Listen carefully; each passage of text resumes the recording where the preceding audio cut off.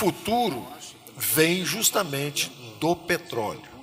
São entre 500 bilhões de dólares a 1 trilhão de dólares nos próximos 20 anos. E esse dinheiro não sai do fundo, porque eles não só tinham uma empresa só explorando, que era a Petrobras, como ainda quebraram a empresa antes do petróleo sair. Só tem um tirando petróleo. E você quebra ele antes dele furar, não vai dar certo. Então o que nós estamos fazendo é o contrário. Nós vamos permitir que mais gente transforme esses recursos em recursos do povo brasileiro, em vez de ficar embaixo do oceano, que é como está hoje, né? A gula mata. Se você quer ficar com tudo para você, você acaba que você morre antes do petróleo sair. Nós temos que fazer justamente acabar criar competição na exploração do petróleo, na exploração do gás. Então nós vamos botar isso aí, nós vamos botar o gás para fora, nós vamos botar o petróleo para fora. Já existe um programa também que nós estamos fazendo do choque da energia barata. Daqui a 2 anos o botijão de gás vai chegar pela metade do preço na casa do trabalhador brasileiro.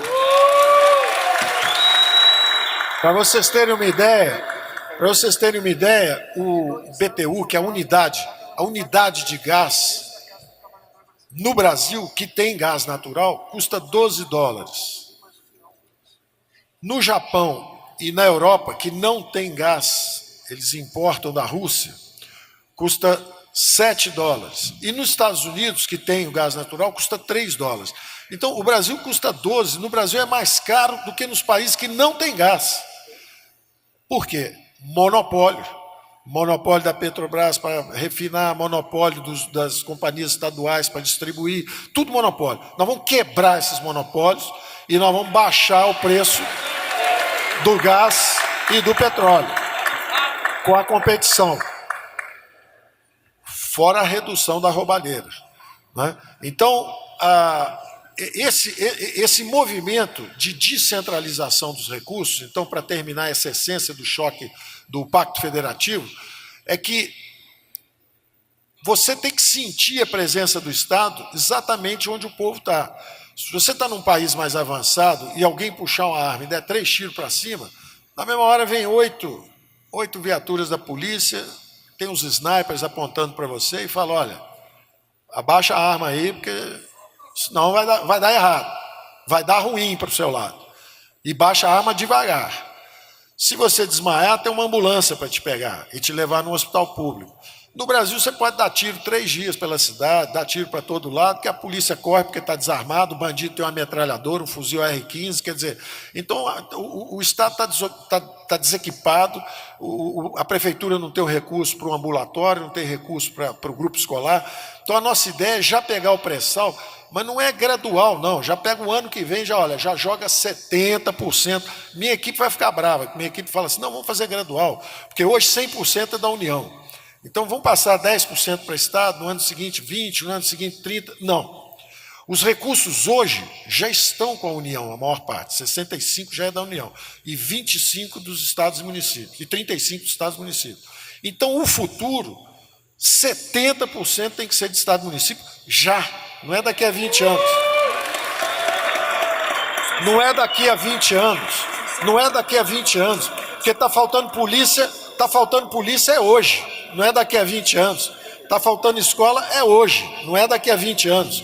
E esse recurso hoje está no fundo do... O recurso hoje está no fundo do mar. Por que eu vou passar aos poucos um recurso que eu não tenho? Eu não tenho. Se eu pegar 30%, já está ótimo. Dá 70% para o resto. Ou nós não acreditamos que o Brasil está nos municípios? O Brasil vive nos municípios. Quem vive em Brasília é ministro. O povo vive nos municípios. Então está cheio de ministro com verba grande e está cheio de governador e prefeito sem verba. Tá certo? Então essa é a nossa direção. Podem contar conosco. Isso é filosofia, promessa de campanha, concepção econômica, concepção política. Uma democracia mais forte se ela for descentralizada. Se cada um for responsável. Um argumento muito usado é, não adianta mandar dinheiro para o município, não, porque lá tem roubalheira, tem isso, tem aquilo. Quem é que está falando de roubalheira?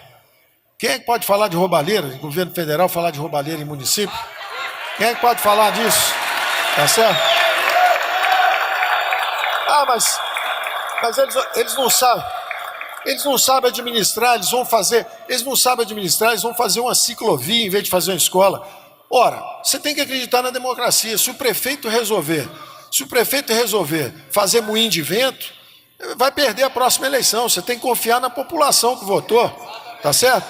Então, nós acreditamos na democracia, e a democracia representativa, a turma vem aqui, vota o orçamento, mas o recurso tem que descer e é administrado lá embaixo. E nós acreditamos nos mercados, que também são descentralizados. Então é o que a gente chamou durante a campanha de ordem e progresso. E nós estamos indo nessa direção e contem conosco.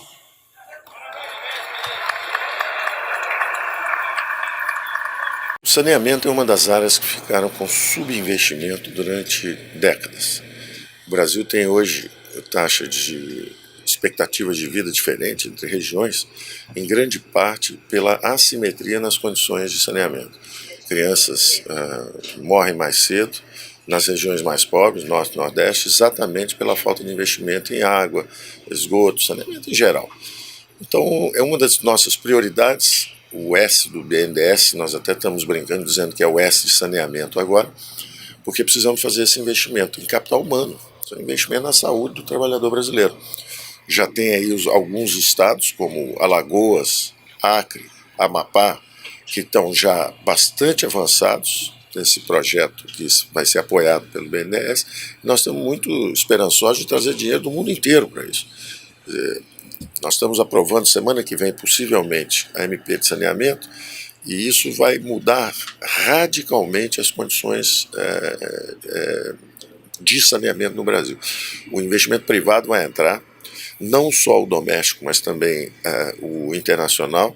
Eu, nas viagens que tenho feito lá fora, de cada 10 perguntas, 6 ou 7 são as condições, exatamente sobre as condições em que se pode fazer investimento em saneamento no Brasil. Existe uma demanda enorme por investimento em saneamento, porque são investimentos relativamente previsíveis, uma tecnologia mais ou menos já estabelecida, e taxas de retorno bastante satisfatórias para o capital internacional. Então vai ser um ato de libertação no Brasil dessas condições que são muito desfavoráveis para a população brasileira. Agora, o que interessa é que a taxa de crescimento do Brasil vai aumentar, os salários vão aumentar, os investimentos vão aumentar e as greves vão acabar. Porque no Chile não houve mais greve de trabalhadores por 20, 30 anos, porque a acumulação de capital foi tão rápida que todo mundo tinha ações e a bolsa subia, e todo mundo ganhava dinheiro com isso e a distribuição de renda melhorou em vez de piorar. E vários programas sociais foram criados porque o governo era eficiente. Em vez de ficar pagando juro para banqueiro, o governo gastava dinheiro na área social. Então, os impostos no Chile eram 18%, 19% do PIB, no Brasil são o dobro. E os programas sociais deles foram muito mais efetivos que os nossos. Então, nós sabemos, estamos indo na direção certa, mas temos também as boas notícias. A primeira é essa de uma passagem para um sistema previdenciário mais forte e que vai botar o Brasil para crescer. A segunda é o Pacto Federativo, que é o coração dessa nossa conversa aqui. Eu vou voltar já já, eu vou deixá-la no ar, porque ela é a mais importante. Eu vou para a terceira, que é a redução, simplificação e eliminação de impostos. O Brasil tem mais de 50 impostos diferentes, nós vamos reduzir isso tudo. O secretário Marcos Sintra está aí, depois se quiserem perguntar também. Nós vamos baixar, simplificar e reduzir impostos para o Brasil crescer. É a reforma tributária. Ele já vai, esse ano ainda, já vai pegar 3, 4, 5 impostos, que tem duas grandes notícias. Primeiro, nós vamos simplificar, vamos pegar 2, 3, 4, 5 impostos, fundir num só. Vai se chamar o Imposto Único Federal. E a boa notícia é que todas aquelas contribuições que não eram compartilhadas foram criadas para salvar a União e tirar esses recursos de estados e municípios. Na hora que nós unificarmos no Imposto Único Federal, serão todas elas compartilhadas.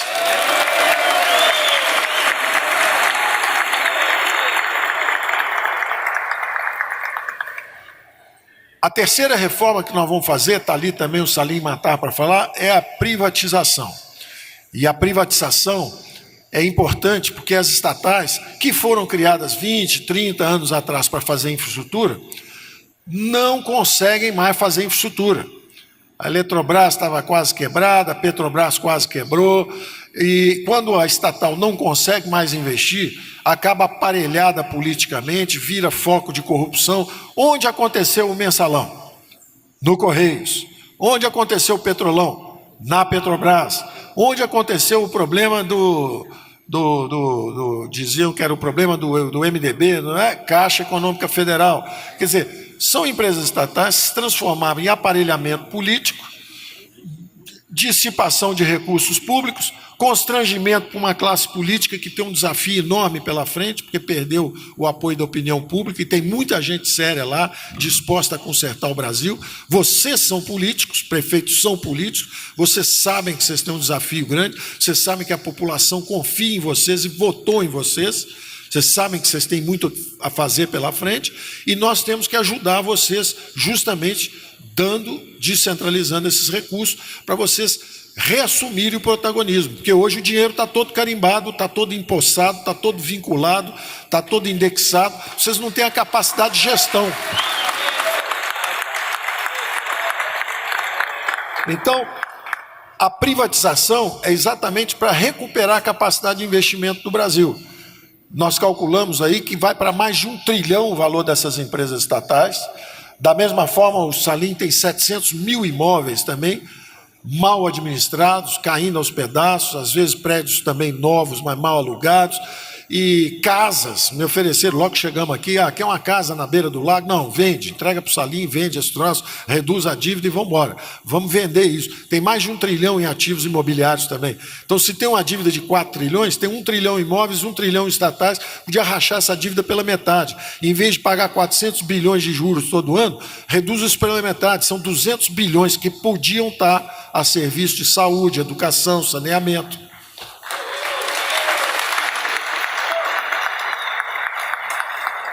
Então, previdência, tributária, o Pacto Federativo, que eu falo já, as privatizações, a Secretaria, o que era o Ministério de Indústria e Comércio, que na verdade era quem não deixava simplificar, quem protege cartéis, protege monopólios, não deixa abrir a economia. Nós mudamos o nome, em vez de Ministério de Indústria e Comércio, agora é Ministério da Competitividade, da Produtividade. Nós vamos digitalizar o Brasil, simplificar tudo. O sujeito, em vez de abrir uma empresa, tem que pedir 8, 9 licenças para 9 órgãos públicos. É o contrário, abre primeiro e explica depois. Primeiro você abre a empresa.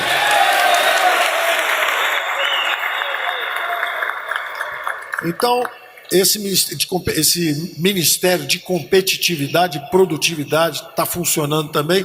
O outro é o Ministério que nós chamamos de Gestão, que era o antigo Ministério de Planejamento, que vai fazer também a reforma do Estado. 50% do funcionalismo público federal se aposenta nos próximos 5, 6 anos. Nós já estamos segurando os concursos públicos. Aposenta, vai descansar, vai em paz, nós vamos cortar dramaticamente o número de funcionários. A máquina tem que ser enxugada, tem que enxugar a máquina, tem que ser mais barato. E nós vamos digitalizar. Então, antigamente saíam 3 funcionários, entravam 5. Agora vão se aposentar 3, não entra nenhum. E isso tudo está sendo planejado com muito cuidado. Tem as especificações do trabalho, tem os requisitos para preenchimento da vaga, tem que pedir para abrir o concurso público, tem que explicar muito bem. Acabou o empreguismo, não tem mais isso. Essa é uma outra secretaria especial nossa. E, finalmente, uma que vai abrir a economia. Agora, como eu já disse, até e chegou um dos vídeos, eu falei, na verdade, 12 anos atrás, e está circulando como se fosse de hoje. Mas foi no Fórum da Liberdade, lá no Sul, 12 anos atrás, quando eu dizia o seguinte: para você abrir a economia, você precisa primeiro baixar o custo do Brasil, investir em logística, simplificar os impostos. Porque hoje, se você abrir para um chinês entrar, o empresário brasileiro está com uma bola de ferro na perna direita, que são os juros altos, uma bola de ferro na perna esquerda, que são os impostos, um piano nas costas, que são os encargos trabalhistas e sociais. Aí você fala para o chinês: corre agora que ele vai te pegar. Não dá, você vai destruir o parque industrial brasileiro. Então nós temos que abrir, não como estava se pensando, todo ano reduzindo um pouco. A gente prefere reduzir bem pouquinho no início do governo. No final, nós temos que baixar aí a tarifa média de importação em 10%. Em vez de baixar 2,5%, 2,5%, 2,5%, 2,5%, a gente baixa quase nada no primeiro ano, 1%, essa tarifa média, que é para dar tempo para soltar a bola de ferro da perna direita. Simplifica os impostos, reduz as alíquotas. Aí tira a bola de ferro da perna esquerda, baixa mais os juros. Aí começa a tirar os encargos trabalhistas, entrando com a nova Previdência, que vai gerar um choque de emprego para os jovens.